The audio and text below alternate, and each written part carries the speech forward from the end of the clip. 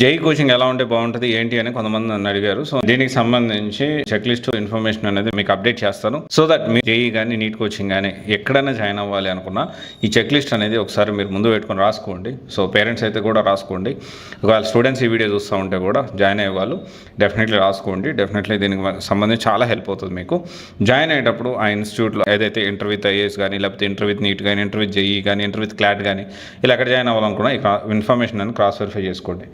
And first thing వచ్చేసి ఏంటి అంటే ఓన్ ఇంటర్ కాలేజ్ ఉండాలి 100%, ఓన్ హాస్టల్ ఉండాలి, and in house expert faculties ఉండాలి, విచ్ ఈస్ వెరీ ఇంపార్టెంట్. చాలా కోచింగ్ ఇన్స్టిట్యూట్స్ ఢిల్లీ పేరుతో పెద్ద స్కామే జరుగుతుంది ఇక్కడ.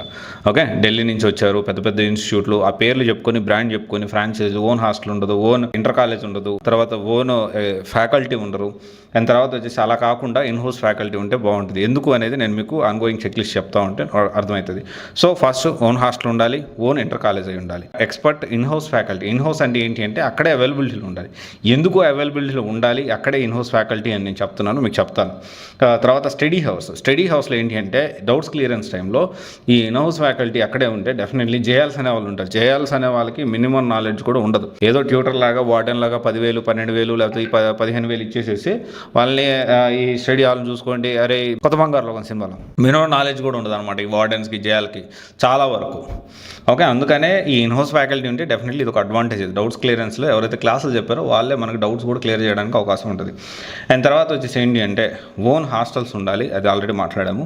అండ్ మంచి టెస్ట్ సిరీస్ ఉండాలి. టెస్ట్ సిరీస్ కూడా చాలా important. Weekly assignment, okay, monthly assignment, grand టెస్ట్లు ఇట్లాంటివి చాలా అవసరం. సో దట్ ఏంటి అంటే మనం ఎంతవరకు చదువుతున్నాము అని మనం తెలుసుకోవడానికి, పేరెంట్స్ తెలుసుకోవడానికి, పిల్లలు కూడా నేను ఎంతవరకు సిలబస్ కవర్ చేయను వాళ్ళు తెలుసుకోవడానికి, అండ్ ఇన్స్టిట్యూట్ అంటే ఎక్కడైతే కాలేజ్ ఉందో జూనియర్ కాలేజ్ ఉందో వాళ్ళు కూడా వీళ్ళు ఎంతవరకు పిల్లలు పర్ఫార్మెన్స్ చేస్తున్నారు, దేంట్లో వీక్ ఉన్నారు, దేంట్లో స్ట్రాంగ్ ఉన్నారు, దేంట్లో మనం ఇంకా ట్రైన్ చేయాలి.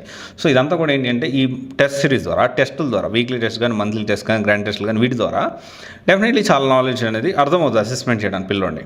సో అది చాలా ఇంపార్టెంట్. అది క్వాలిటీగా రెగ్యులర్గా టెస్ట్ పెట్టి వదిలేయడం కాదు. ఆ టెస్ట్ పెట్టిన తర్వాత ఆ టెస్ట్కి ఎక్స్ప్లెనేషన్ ఉండాలి. దాంతోపాటు ఆ ఎక్స్ప్లెనేషన్తో పాటు మనకేంటి అంటే ఎక్కడ వెనకాల పడి ఉన్నాడు ఏంటి అనేది తెలుసుకోవాల్సిన అవసరం ఉంటుంది. సో ఇది ఈజీ అవుతుంది అనమాట. అండ్ తర్వాత వచ్చేసి ఏంటి అంటే ప్లే ఏరియా ఉండాలి. అండ్ జేఈ చాలామంది జేఈ ఐఐటి అది ఇది అంటారు, కానీ బేసిక్ ఇంటర్ కూడా చాలా అవసరం. కొన్ని కాలేజెస్ ఇంటర్ మార్క్స్ నుంచి కూడా ఇస్తూ ఉంటారు సీట్ అనేది, అలాంటి కాలేజెస్. అండ్ దీంతోపాటు వెరీ ఇంపార్టెంట్ థింగ్ ఏంటి అంటే జేఈతో పాటు చాలా ఎగ్జామ్స్ ఉంటాయి. చాలా యూనివర్సిటీస్ ఎగ్జామ్స్ సపరేట్గా కండక్ట్ చేస్తాయి. ఇంటర్లో వచ్చిన మార్క్స్ని బట్టి ఇస్తూ ఉంటాయి. ఇవన్నీ కూడా ఎప్పటికప్పుడు ఫోకస్డ్గా అన్ని ప్యారలల్గా పిల్లలతో చదివించాల్సిన అవసరం ఉంది. అండ్ ఇవన్నీ అక్కడ ఉన్నాయా లేదా. అండ్ వెరీ ఇంపార్టెంట్ థింగ్ ఏంటి అంటే ఏ పర్టికులర్ బ్రాంచ్ అయితే మీరు జాయిన్ అవుతున్నారో ఆ బ్రాంచ్లో నుంచి ర్యాంక్స్ వచ్చాయా, ఆ బ్రాంచ్లో ఫ్యాకల్టీ ఎవరు, ఆ బ్రాంచ్లో టెస్ట్ సిరీస్ ఎలా జరుగుతాయి, ఆ బ్రాంచ్లో ప్లే ఏరియా ఉందా, ఆ బ్రాంచ్లో మనకి ఇన్ హౌస్ ఫ్యాకల్టీ ఉందా, స్టడీ హౌస్ ప్రాపర్గా కండక్ట్ చేస్తున్నారా లేదా, ఫుడ్ క్వాలిటీ ఉందా లేదా, ఎన్వైర్న్మెంట్ బాగుందా లేదా, కొంచెం మంచి హైజీనిక్గా ఉందా లేదా, ఇవన్నీ కూడా పర్టికులర్ బ్రాంచ్లో మీరు ఎక్కడ బ్రాంచ్ అయితే ఏ బ్రాంచ్ అయితే ఆ బ్రాంచ్ పిల్లల్ని అడిగి తెలుసుకోండి. ప్రీవియస్ పిల్లల్ని అడిగి తెలుసుకొని దాన్ని బట్టి డెసిషన్ తీసుకోండి. అండ్ ఇంకోటి ఈ చెక్ లిస్ట్ అంతా రాసి పెట్టుకోండి. అండ్ ఖచ్చితంగా మీరు ఎక్కడ జాయిన్ అవుతారో అక్కడ మీరు రాపించుకోండి.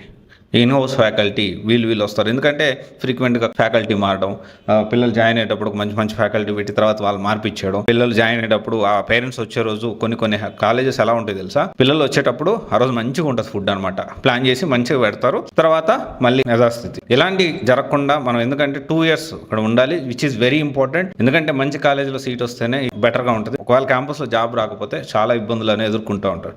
నేను చాలామందిని చూస్తూ ఉన్నా, చాలామంది కెరియర్ కౌన్సిలింగ్లో నాతో అటెండ్ అయ్యేటప్పుడు వాళ్ళు అంటే ఒక స్టడీ బ్యాక్గ్రౌండే చాలా వీక్గా ఉంటుంది. జాయిన్ అయిన కాలేజ్ డెఫినెట్లీ చిన్న కాలేజీల నుంచి సక్సెస్ కారంటే డెఫినెట్లీ సక్సెస్ అవుతారు, కానీ ఎంత మూల్యానికి దానికోసం ఎంత శ్రమించాలి. నేను చిన్న కాలేజ్ నుంచి వచ్చినండి, నేను ఇప్పుడు చాలా రిగ్రెట్ ఫీల్ అవుతుంటే ఒరే మంచి కాలేజ్ నుంచి బయటకు వచ్చింటే కొంచెం డిఫరెంట్గా ఉండేది కదా అని చెప్పి. ఎనీవే ఇది ఒకసారి ఆలోచించండి. Thank you. This is Raj signing off.